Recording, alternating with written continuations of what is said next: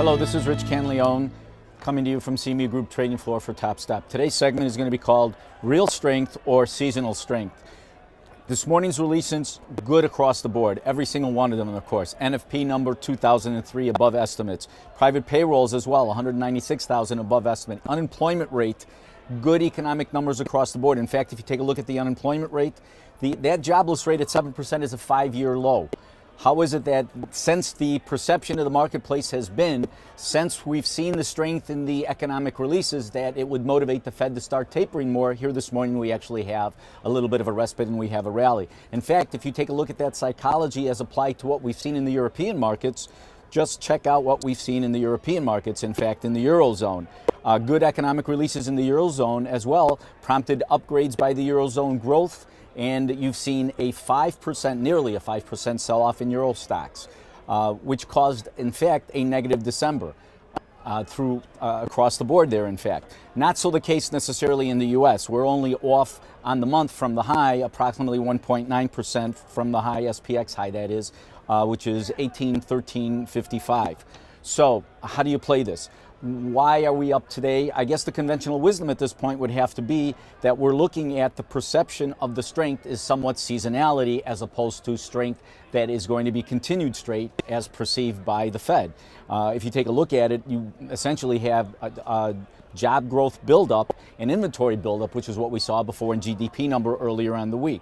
So could be perceived to be year-end seasonal strength because of the Christmas season and shopping and everybody being out there and enjoying the holidays and all that good strength. How do you play it?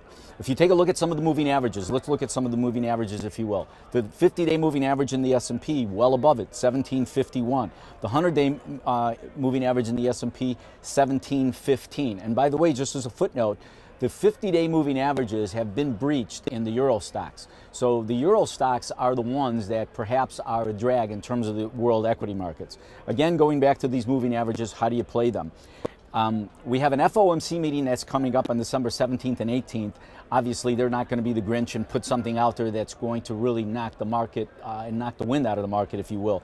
But going into the year end, it would probably be prudent for some of these pension fund money managers to take some stuff off the table, especially since a lot of the other markets, in fact, are starting to perceive that the tapering aspect by a lot of the banks, a lot of the central banks, is going to start to come in focus again, particularly in Q1 of 2014. What do? You got to buy some cheap downside puts. One of the cheap downside puts that I would be looking at, which is right on top of the 100-day moving average in the S&P, is the 1715 put, trading at $4 to $5. Essentially what that means to you is a cost of $200 in real money in terms of the minis, and that would give you some protection on the downside going into that year end. The FOMC meeting is on December 17th and 18th. It's a 2-day meeting. I would suspect at that point that that's where they start to look at addressing the language. And if you notice on all those meetings that they've had throughout the year of 2013, they've all had risk to growth scenario. I would look at some of that language to change, and that would suggest to the market going into the first quarter of 2014 that you have to scale back in terms of the growth perception in the S&P. So play the moving averages wisely. This is Rich Canleone from CME Group Trading Floor signing off. Thank you.